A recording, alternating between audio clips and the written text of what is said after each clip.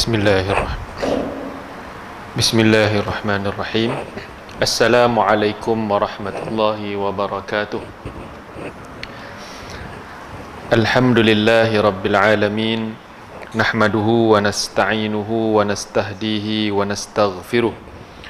Wa na'udzu billah min syururi anfusina wa min sayyiati a'malina. May yahdihillahu fala mudhillalah ومن يضلله فلا هادي له أشهد أن لا إله إلا الله وحده لا شريك له وأشهد أن محمدا عبده ورسوله اللهم صل على محمد وعلى آله وأصحابه ومن تبعهم بإحسان إلى يوم الدين أما بعد رب اشرح لي صدري ويسر لي أمري واحلل عقدة من لساني يفقه قولي Allahumma zidna ilma warzuqna fahma birahmatika ya arhamar rahimin. Yang saya muliakan Al-Fadhil Tuan Imam, Tuan Bilal, seterusnya pengerusi dan juga barisan ahli jawatan kuasa Masjid Sirajuddin Jalan Kaki Bukit, para alim ulama, para asatizah, para guru, pimpinan-pimpinan masyarakat, seterusnya tuan-tuan, puan-puan, muslimin, muslimat, hadirin dan hadirat yang dirahmati Allah sekalian.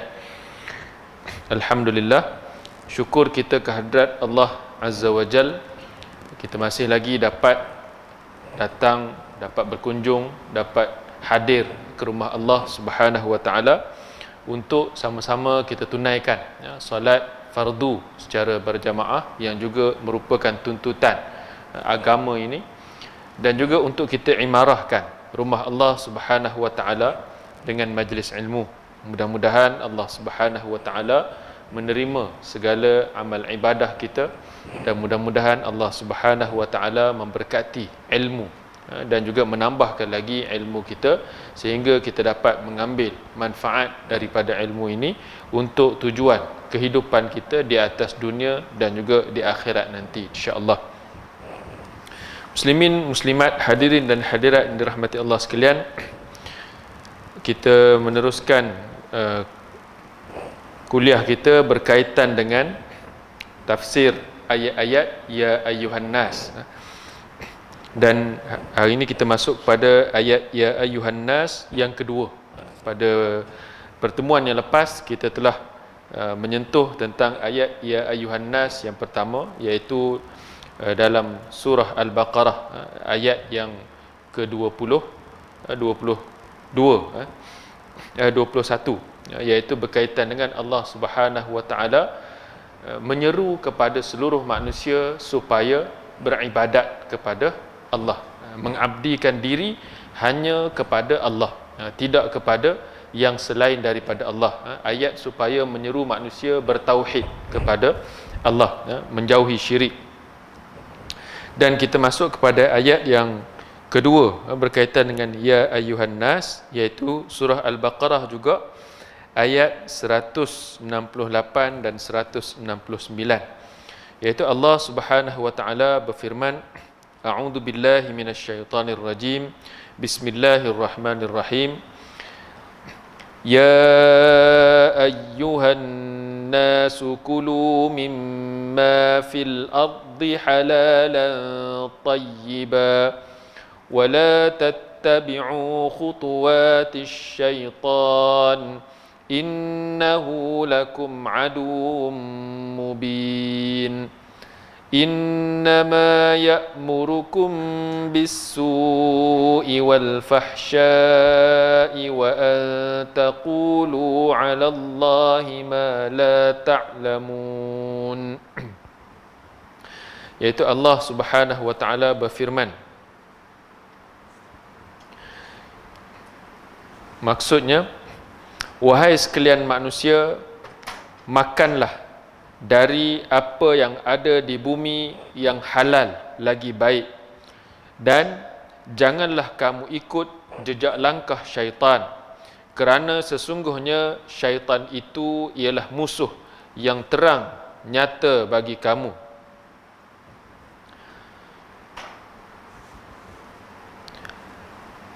ia hanya menyuruh kamu melakukan kejahatan dan perkara-perkara yang keji, dan menyuruh supaya kamu berkata dusta terhadap Allah apa yang kamu tidak ketahui salah benarnya. Itu dua ayat, iaitu ayat 168 dan 169 daripada surah Al-Baqarah. Dan kalau kita perhatikan kalau kita perhatikan ayat yang Allah Subhanahu wa taala sebut ya ayyuhan nas, dia akan menyentuh berkenaan dengan fitrah manusia. Fitrah manusia, ya ayyuhan nas u'budu rabbakumul ladzi khalaqakum. Ayat yang sebelum ini iaitu Allah Subhanahu wa taala menyentuh tentang fitrah manusia untuk bertuhan. Jadi manusia ni, kalau Allah Subhanahu wa taala tidak utuskan rasul sekalipun, dia tetap ada naluri, ada fitrah dia untuk bertuhan, untuk menyembah, untuk mengabdikan diri. Cuma lagi Allah Subhanahu wa taala bersifat Ar-Rahman, bersifat kasih sayang kepada manusia, Ar-Rahman dan juga Ar-Rahim. Maka Allah Subhanahu wa taala tidak biarkan naluri tersebut tanpa ada panduan, tanpa ada pedoman daripada Allah sendiri. Jadi Allah SWT utuskan Rasul. Itu fitrah manusia. Allah jadikan package dalam kehidupan manusia ni, ada lahir atas muka bumi ni sekali dengan mata, telinga yang zahir ni, hatinya pun ada juga fitrah-fitrah yang Allah Subhanahu wa taala sertakan.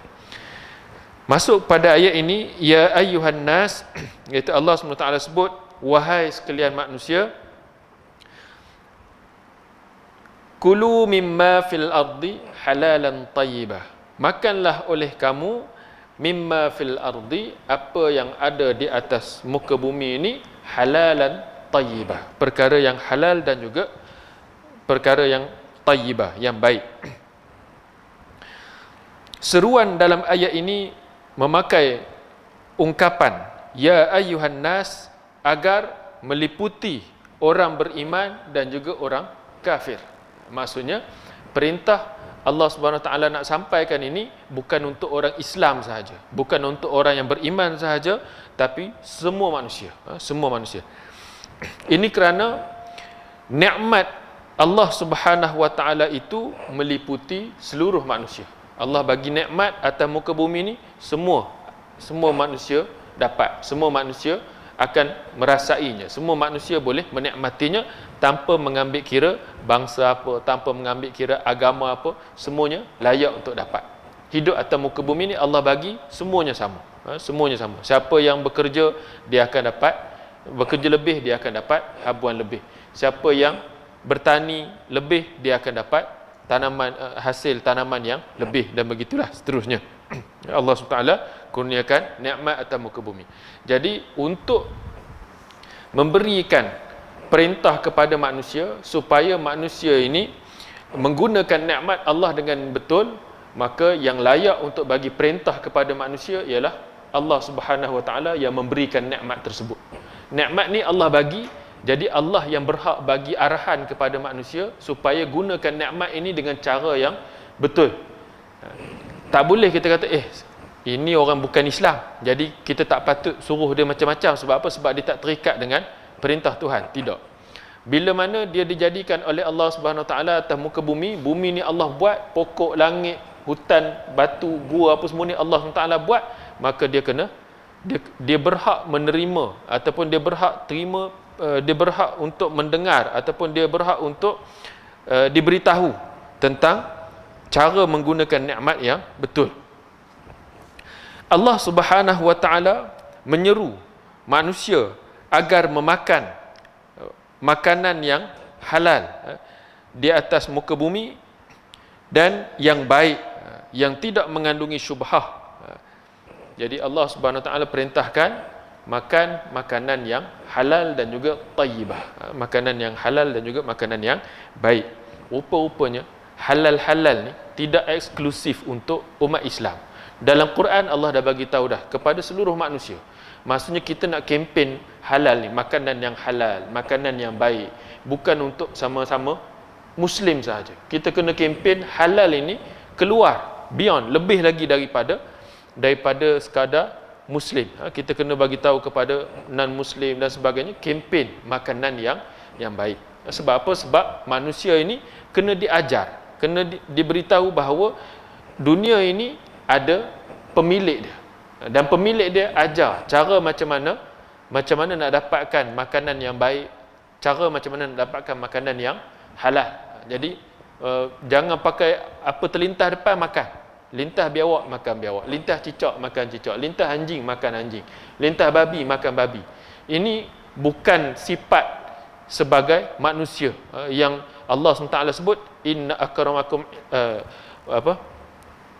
Allah Subhanahu wa taala jadikan manusia itu sebaik-baik jadi kejadian. Iaitu Allah Subhanahu wa taala jadikan sebaik kejadian lebih daripada haiwan, binatang. Harimau pun dia tak pakai makan semua benda yang terlintas depan dia. Ada juga dia tapih makanan dia. Dia tahu apa yang dia boleh makan, apa yang dia tak boleh makan. Singa macam tu juga. Haiwan-haiwan lain. Tiba-tiba manusia, apa terlintas, makan semua. Ini bukan sifat sebagai khalifah. Iaitu Allah Subhanahu Wa Taala sebut manusia ni khalaqnal insana fi ahsani taqwim, iaitu kami jadikan manusia ni sebaik-baik kejadian. Sifat sebaik-baik kejadian, makanan dia pun kena makanan yang halal dan juga baik. Makanan yang halal dan juga baik ini tidak ada dosanya dan tidak berkaitan dengan hak orang lain. Kadang-kadang berkaitan makanan tu halal, ayam yang disembelih elok dah apa semua, rupanya curi ayam tu, sebelum nak sembelih curi ayam orang lain, curi kat kedai dan sebagainya lah. Yang ni tidak memakan hak orang lain, dan dia melarang mereka memakan barang-barang ataupun benda-benda yang kotor, termasuk antaranya apa yang diambil para pemimpin dari para rakyat ataupun pengikutnya. Ini pemerasan ataupun kita kata rampasan kerana dia berkuasa, dia pihak yang berkuasa, dia menggunakan kekuasaan yang ada pada dia untuk dia menindas orang yang di bawah dia, dan harta yang dimakan tersebut walaupun pada zahirnya adalah halal, walaupun pada zahirnya adalah tidak haram, tetapi hakikatnya dia melalui jalan yang tidak dibenarkan oleh agama.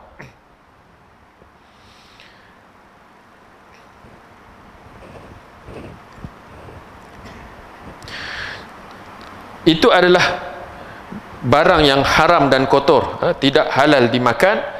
Ini menunjukkan bahawa bertahannya para pemuka agama ahli kitab pada agama mereka dan keengganan mereka untuk masuk Islam bertujuan untuk mempertahankan kedudukan dan kepemimpinan mereka yang batil, agar mereka dapat terus mengambil harta manusia dengan cara yang batil.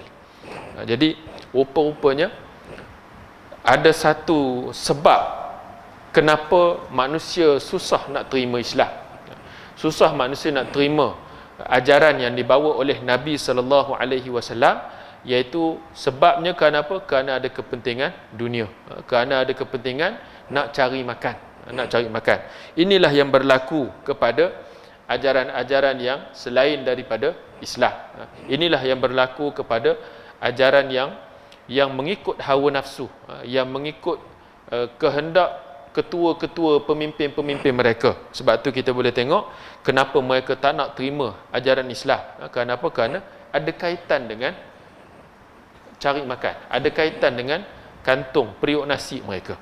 Sebagai contoh, kita ambillah pada zaman Nabi SAW, ketika mana Nabi SAW menyeru berkenaan dengan kalimah tauhid, berkenaan dengan mengesakan Allah Subhanahu wa taala, la ilaha illallah Muhammadur Rasulullah. Mereka orang-orang di Mekah pada waktu itu, orang-orang Quraisy, Abu Jahal, Abu Lahab dan sebagainya itu, mereka bukan orang yang tidak cerdik, orang cerdik, orang pandai. Jadi bila Nabi sebut la ilaha illallah, tidak ada Tuhan yang layak disembah melainkan Allah, mereka dapat tangkap apa yang dimaksudkan oleh kenyataan tersebut, apa yang dimaksudkan oleh ucapan tersebut. Ucapan ini ialah ucapan yang nak membersihkan membersihkan segala kesyirikan yang ada pada waktu itu, iaitu mereka menyembah berhala-berhala, yang mana berhala-berhala ni ada keliling Kaabah penuh, ratusan berhala di keliling Kaabah itu, dan itulah yang menjadi sumber kepada mereka untuk cari makan. Bila ada musim haji ini, tinggalan ajaran Nabi Ibrahim, ada haji sebelum Nabi SAW diutuskan pun dah ada dah haji ni, sejak daripada zaman Nabi Ibrahim. Jadi bila musim haji, manusia datang berkumpul di Mekah. Bila berkumpul di Mekah, habis musim haji balik ke negeri masing-masing. Apa yang mereka akan gunakan tempoh manusia datang daripada luar ni, bawa duit, bawa harta, bawa apa semua ni ke tanah haram ini, untuk kalau kita hari ni kita balik bawa souvenir lah, bawa cendera hati, ya, untuk kenang-kenangan. Jadi berhala-berhala yang besar di sekeliling Kaabah itu sebagai satu model, sebagai satu ikon. Yang nak bawa balik ni berhala-berhala kecil. Barulah ada kita kata habuan bagi pembuat berhala ni. Jadi mereka buat yang besar tu satu hal lah, yang tu tak jual lah. Yang nak bawa balik ni, bawa balik untuk anak, bawa balik untuk keluarga hak tinggal jauh dan sebagainya ni, ada habuan di situ. Bila Nabi SAW mengajak la ilaha illallah, berhala-berhala ni semua kena dimusnahkan. Tak ada nilai lagi, tak ada keperluan lagi untuk berhala. Ini akan menjejaskan periuk nasi. Ini akan menjejaskan pendapatan. Ini akan menjejaskan kedudukan. Dengan sebab itu mereka ingkar, mereka sombong, mereka angkuh untuk degil untuk ikut ajaran Nabi SAW. Tinggal lagi yang tak ikut siapa? Yang tidak degil, yang tidak terikat dengan perkara ini, tinggal lagi golongan mustad'afin, golongan yang lemah, golongan fakir, golongan hamba, golongan yang tidak ada kepentingan apa-apa daripada syirik itu. Mereka tak ada apa-apa kepentingan, sebab tu mereka merdeka dan jiwa mereka pun terbuka, mudah nak terima ajaran Nabi. Ini ajaran yang betul, ajaran yang menepati dengan fitrah. Terima dengan mudahnya. Sebab apa? Sebab mereka tidak ada kepentingan dengan kesyirikan tersebut. Memang kena tinggal pun, cuma dulu ni tak terfikirlah nak tinggalkan perkara itu sebab tak nampak. Tapi bila dah Nabi SAW diutuskan, dengan mudahnya mereka tinggalkan. Tinggal tu bukan tinggal main-main, tinggal sungguh-sungguh. Kena seksa, ada yang sampai mati, ada yang tak tinggal, tak lepas dah agama tauhid. Tinggal sungguh-sungguh. Sebab apa? Sebab mereka memang tak ada kepentingan untuk syirik. Tak ada keperluan. Kenapa? Yang ada keperluan ini ialah golongan yang ada kepentingan. Punca dia apa? Kalau punca dia, Allah Subhanahu Wa Taala sebut, ya ayyuhan nas kulu mimma fil ardi halalan tayyibah. Manusia hari ini rosak berlakunya peperangan antara satu negara dengan negara yang lain. Kenapa? Kerana berebut cari makan. Orang menindas antara satu sama lain untuk kejar jawatan, untuk dapatkan kekuasaan dan sebagainya. Kerana apa? Kerana nak dapatkan makananlah, nak dapatkan periuk nasi. Berebut nak tawan negara tu, nak tawan negara ni, berebut nak jual apa. Kalau hari ni kita kata vaksin dan sebagainya tu, untuk semua masing-masing tu untuk kepentingan ekonomi. Untuk kepentingan ekonomi tu akhir sekali balik pada makanan lah. Iaitu ayat ini, antara tafsir yang menarik ialah tafsir Buya Hamka. Dia berkaitan dengan ayat ni. Dia kata setelah menerangkan bahawa bahaya ikut-ikutan, bahaya ikut-ikut ni bahaya, Allah SWT turunkan agama ni dengan hujah. Dengan Allah SWT hantar Rasul tu bawa turun wahyu itu adalah hujah. Bahkan Allah cabar siapa-siapa yang tak setuju dengan wahyu dia ni, bawa mai surah, bawa mai ayat yang boleh tandingi wahyu ni. Kalau tak boleh, terimalah apa yang Allah Subhanahu Wa Taala sampaikan ini. Kalau kamu tak nak terima juga, maksudnya manusia ni memang degil, memang keras kepala. Penting sekali peringatan ini, iaitu Allah SWT sebut, wahai manusia, makanlah dari apa yang ada di bumi ini, barang yang halal lagi baik, dan janganlah kamu ikuti langkah-langkah syaitan.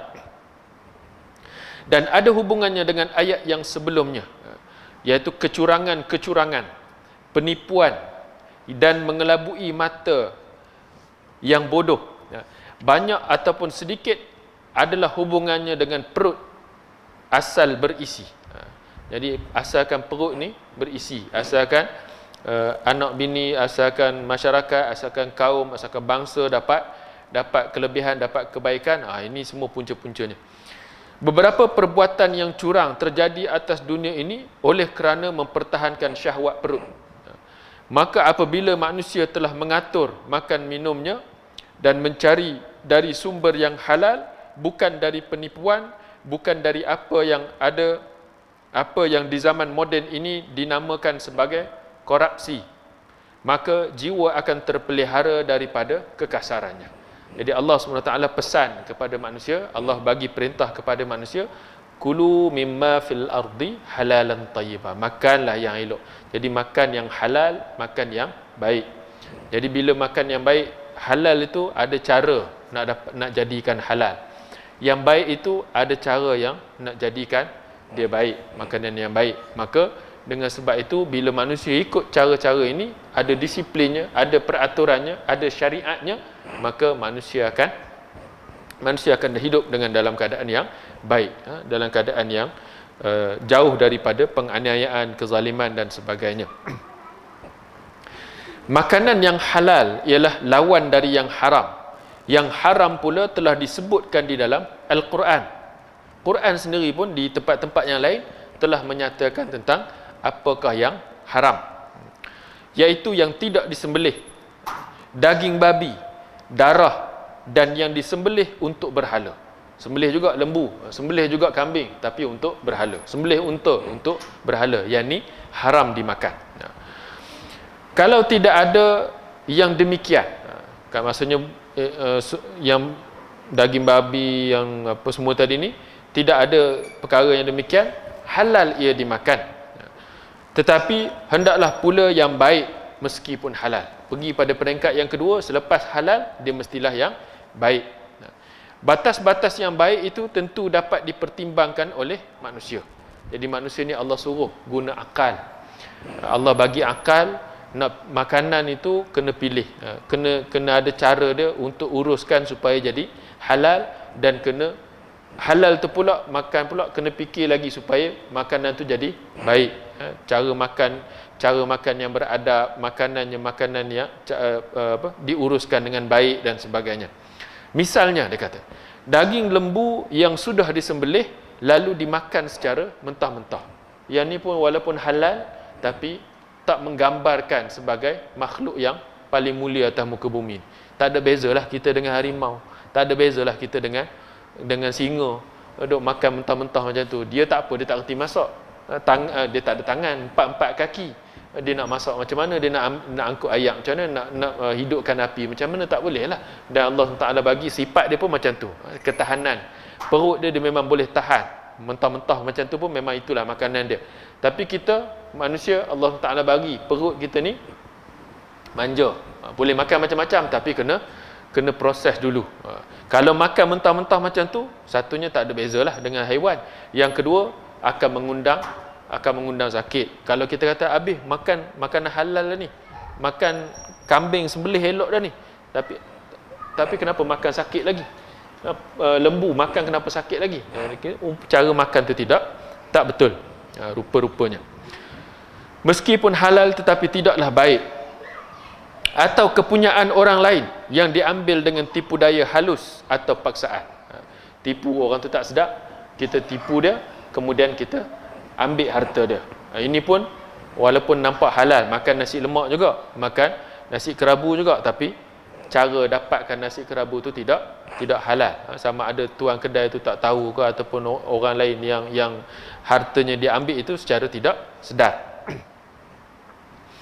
Ataupun secara paksaan. Yang ni memang terang-terang lah.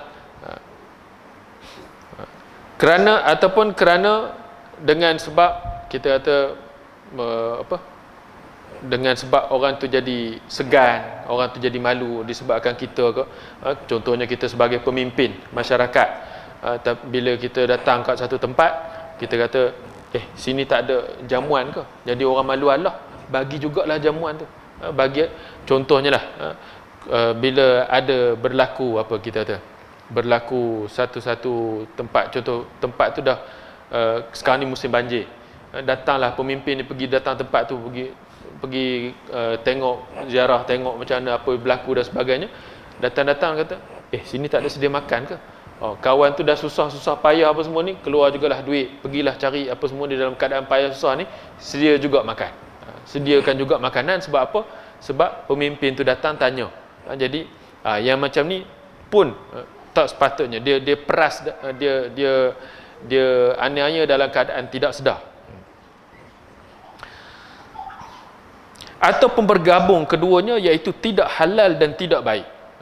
Sudahlah tidak halal, cara makan pun tidak baik, iaitu harta dicuri atau seumpamanya. Ada juga umpama yang lain dari harta yang tidak baik, iaitu menjual azimat kepada murid, ditulis di sana ayat-ayat katanya untuk tangkal penyakit dan kalau dipakai akan terlepas dari mara bahaya. Yang ni pun banyak kita tengok hari ni. Orang guna produk-produk ni macam-macam. Dia kata air, contohnya air ni air biasa je, air tapis ke air mineral ke, asalnya harganya mungkin murah, tapi dia kata air ni beza, satu botol ni biasa, satu botol ni dibacakan 30 juzuk ayat Quran, satu harga RM1, satu harga RM10. Itu cara kalau RM1 tu dah boleh dapat untung, yang lagi RM9 tu kita nak kata apa? Adakah dia ambil untung? Melainkan kita dapat kata dia mengambil untung dengan cara yang tidak benar, yang tidak betul. Sebab benda tu adalah sama. Macam-macam. Dulu heavy lagi terdengar, zaman sebelum PKP, iaitu air zam-zam yang ditawafkan, bawa tawaf. Orang Arab pun tak pernah terfikir benda ni. Air zam-zam tu telaga ada tepi Kaabah tu, tapi daripada 1400 tahun dulu tak pernah orang terfikir nak ambil air zam-zam ni, bawa pergi tawaf, kemudian jamu kat orang ataupun jual. Tak pernah. Sampai ke hari ni ada orang terfikir benda macam ni. Ini perkara-perkara yang macam ni, kita kata ini satu manipulasi, satu cara mempergunakan agama. Hari ni orang panggil penunggang agama dan sebagainya, termasuklah perkara ni. Iaitu murid tadi, apabila dah dibagi tahu, dia tulis ayat ni, pegang ayat ni, nanti pencuri tak masuk rumah. Simpan ayat ni, nanti dapat kebaikan, dapat tuah, dijauhi daripada penyakit dan sebagainya. Jadi murid tadi pun beli. Atau bersedekah, membayar harga atas nama sedekah. Dia kata kalau tak beli pun ambil lah, ini kita kata hadiah daripada guru. Anak murid tadi malu Allah, bagilah. Ini saya bukan beli, tapi saya bagi sedekah pada guru, ataupun sedekahlah untuk sekolah mana-mana. Contoh dia jual ayak tadi ni, kita beli. Dia kata saya tak jual, tapi kalau tuan nak bayar, kalau tuan nak bagi duit, bagilah pada sekolah sekian-sekian. Kita pun ambillah untuk sekolah ni. Itu sebenarnya cara yang tidak benar, yang tidak disuruh di dalam agama buat. Kalau nak berniaga, berniaga betul-betul, jual benda tu. Maksudnya urusan dia dengan kita ialah produk tersebut. Soal nak derma ke sekolah, nak derma ke pusat pengajian ke, nak derma ke anak yatim itu dia punya sendiri, hasil daripada keuntungan dia. Jangan dia, kalau dia kata apa yang tuan beli ni nanti akan disumbangkan kepada siasat. Kita nak beli barang dia, bukan kita nak sumbang kepada sekolah tu. Kalau kita nak sumbang pada sekolah tu, tak usah beli barang dia, kita bagi duit sumbangan untuk sekolah tersebut. Macam tu. Jangan kaburi pembeli, jangan paksa pembeli dengan cara yang macam itu. Murid tadi membeli dan bersedekah, membayar harga, meskipun tidak najis, namun ia adalah penghasilan yang tidak baik. Cara yang macam ni, walaupun kita kata tidaklah najis, air yang dibacakan Quran, air yang dibacakan ruqyah, doa dan sebagainya tu, apa-apalah, kismis lah, apa benda tu, kita kata tidaklah najis, halal je benda tu, boleh je kita makan, tak ada masalah. Tapi cara dia buat perkara tu cara yang tidak baik, dan bukan itu yang disuruh oleh agama. Agama tak suruh. Agama bukan ajak manusia ni supaya dengan sebab kita ngaji agama, semua benda kita nak jampi. Tidak. Nak beli kereta, jampi kereta. Nak beli motor, jampi motor. Nak bubuh minyak dalam kereta, jampi minyak pula. Bukan itu kerja agama. Agama ni ialah untuk mengabdikan diri kepada Allah Subhanahu wa Ta'ala. supaya kita lebih mengetahui betapa besarnya pengaruh makanan halal itu bagi rohani manusia, maka tersebut dalam satu riwayat yang disampaikan oleh Ibnu Mardawai daripada Ibnu Abbas. Yang ini ada dinyatakan juga di dalam kitab tafsir Ibnu Kathir, Ibnu Kathir Petik, iaitu ketika mana ayat ni dibaca, orang lain baca, Nabi SAW dengar, iaitu ayat ya ayuhan nasu kulu mimma fil ardi halalan tayyiba wa la tattabi'u khutuwatis syaitan innahu lakum aduwwum mubin. Maka berdirilah salah seorang sahabat Rasulullah SAW yang terkenal, iaitu Sa'ad bin Abi Waqqas. Dia bangun, dia kata, dia minta kepada Rasulullah SAW supaya Nabi mohon kepada Allah agar apa sahaja permohonan, doa dimustajabkan oleh Allah Subhanahu Wa Taala, iaitu doa Sa'ad bin Abi Waqqas lah. Dia minta supaya Nabi doa kepada Allah, minta supaya Sa'ad bin Abi Waqqas ni, minta supaya diri dia ni mempunyai doa yang diperkenankan oleh Allah. Ini semua kita nak ni, bukan sahabat sahaja nak, kita pun nak. Kita nak doa kita diperkenankan oleh Allah. Kita minta, kita banyak sangat keperluan kita dengan Tuhan. Ini tak cukup, ini tak cukup, itu tak cukup, apa semua kita bergantung hidup kita ini, dunia dan akhirat kita kepada Allah Subhanahu Wa Taala.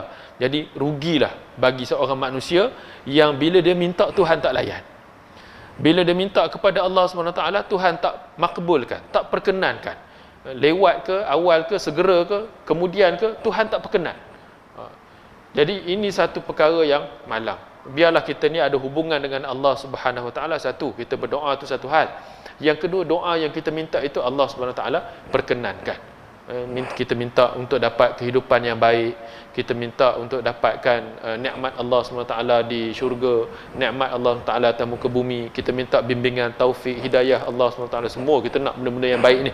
Jadi minta, jadi sahabat Nabi pun minta macam tu jugalah kepada Nabi, minta Nabi doakan kepada Allah supaya Sa'ad bin Abi Waqqas ini doanya diperkenankan oleh Allah. Maka Rasulullah SAW bersabda, ya Sa'ad, atib mat'amaka takun mustajabat da'wati walladhi nafsu Muhammadin biyadihi innar rajula la yaqdhufu al-luqmata fi jawfihi fama yutaqabbalu minhu 40 yawman wa ayyuma 'abdin nabat lahmuhu minas suht war riba fannaru awla bih. Iaitu kata Nabi, wahai Sa'ad, perbaikilah makanan kau. Atib mat'amak, jaga makanan, perelokkanlah makanan. Sahabat ni elok dah makan pun, cuma Nabi SAW nak sampaikan bahawa permintaan Sa'ad tadi ni tidak khusus kepada dia sahaja, orang lain pun semua nak macam tu lah. Jadi kalau Nabi minta kepada Allah untuk dia sahaja, boleh jadi dia makbul doa, tapi orang lain macam seolah-olah peristiwa ni khusus untuk dia sahaja, orang lain macam susah nak dapat.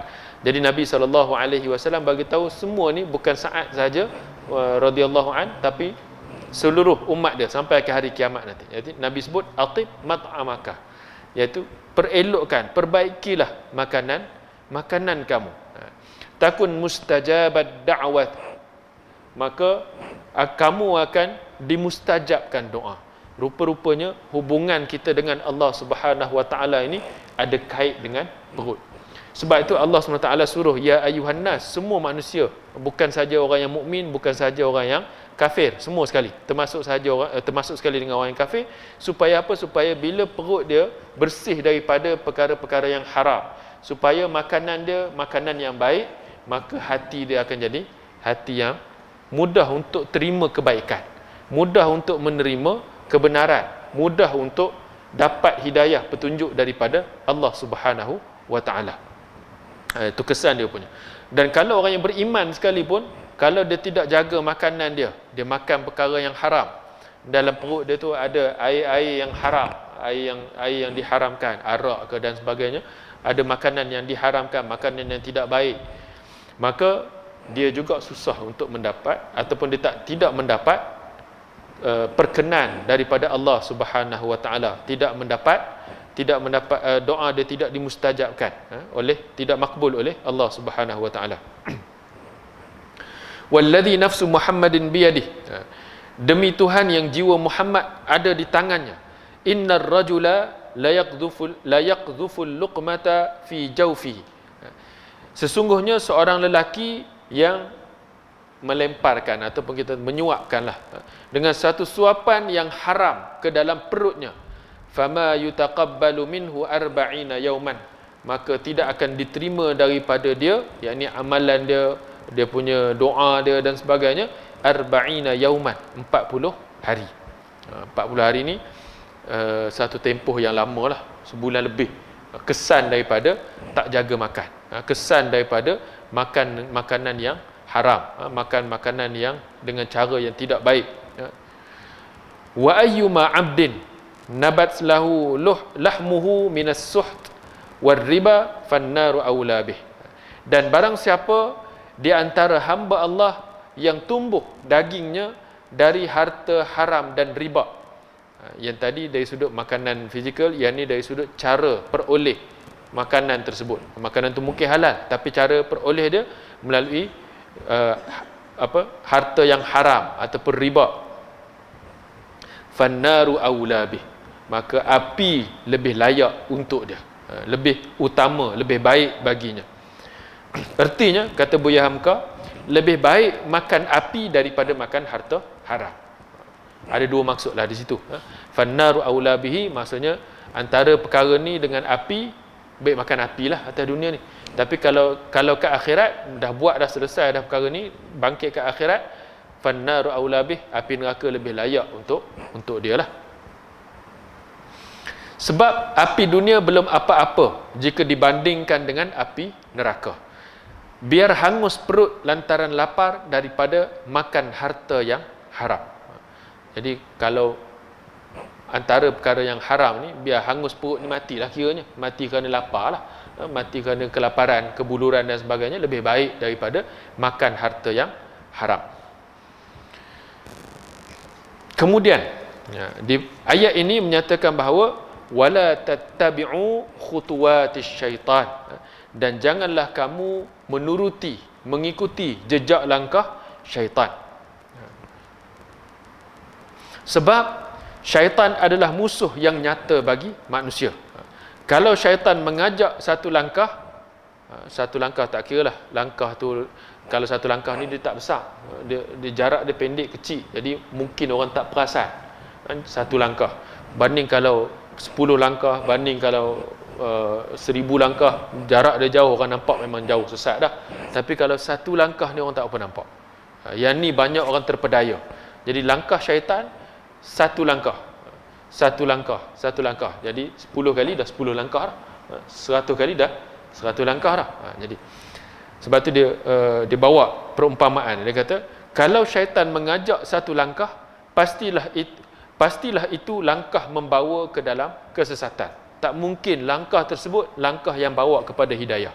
Tak mungkin langkah tersebut langkah bawa dekat kepada Tuhan. Tidak. Langkah itu ialah langkah membawa kepada kesesatan. Dia akan mengajarkan berbagai tipu daya. Dan juga asal perut berisi. Dia bawa kepentingan, ataupun dia bawa, kita kata, faktor utama dia ialah asalkan perut berisi. Tidak peduli dari mana sumbernya, syaitan akan bersedia menjadi guru, mengajarkan bermacam jawapan, membela diri kerana berbuat jahat. Keinginan syaitan ialah bahawa engkau jatuh, jiwamu menjadi kasar, dan makanan yang masuk perutmu penambah darah dagingmu dari yang tidak halal dan tidak baik. Jadi tadi, untuk kita, pertama, kita sendiri daripada dalaman kita untuk memastikan makanan tu halal dan juga baik. Kemudian yang kedua ialah faktor daripada luar.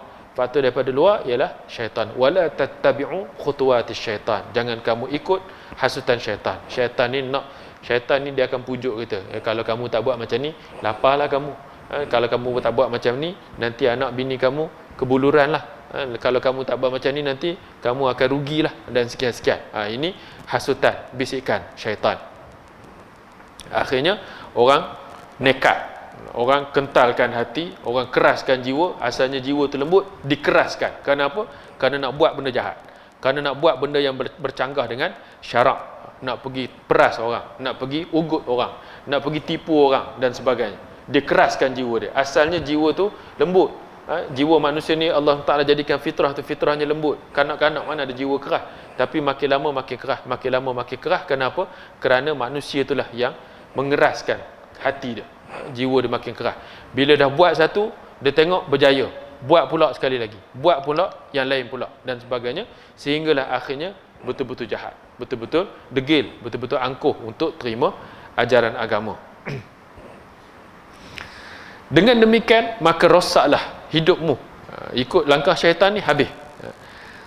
Tentang langkah-langkah syaitan itu, kita nak kenal pula apa dia langkah syaitan. Sebab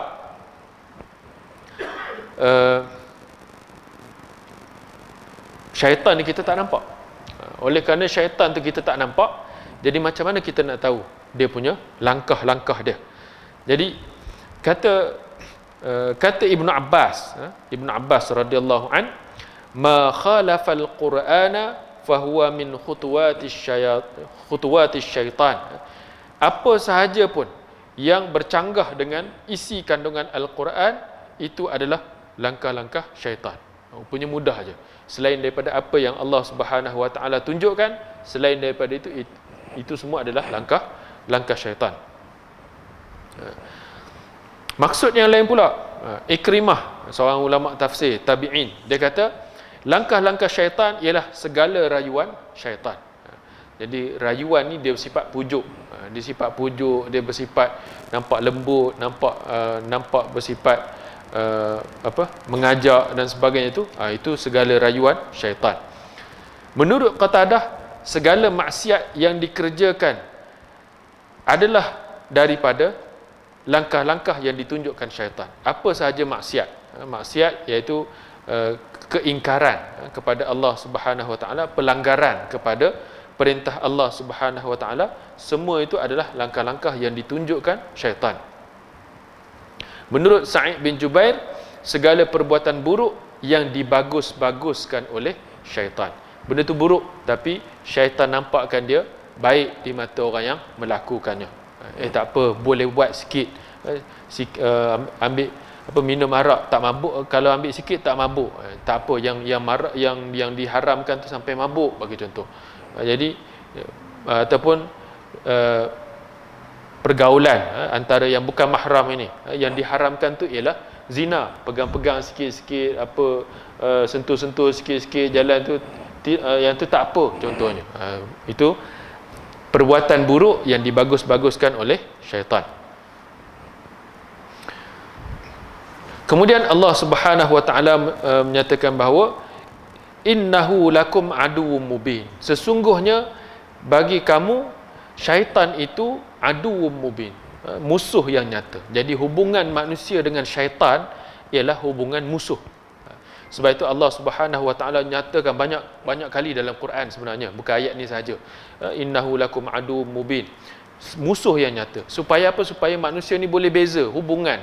Hubungan manusia dengan Rasul macam mana? Hubungan kita dengan Rasul seperti hubungan bapa dengan anak. Sebab tu isteri Rasul dipanggil Ummahatul Mukminin, ibu kepada orang-orang yang beriman. Kemudian hubungan kita dengan Allah, hubungan kita ialah Ar-Rahman Ar-Rahim. Bismillahirrahmanirrahim.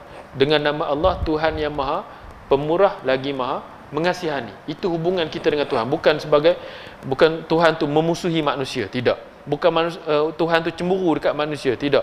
Tuhan tak cemburu dengan kita. Hubungan kita. Dan hubungan kita dengan syaitan ialah hubungan musuh, bukan hubungan kawan.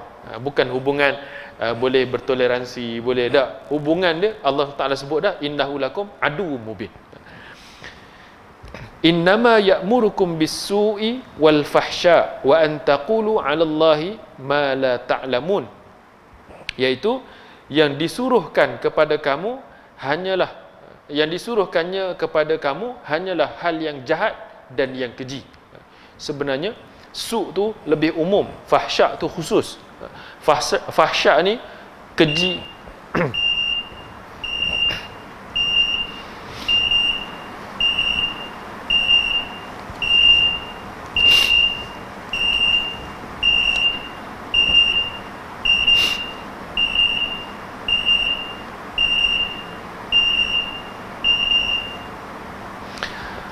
As-su' dan juga al-fahsya.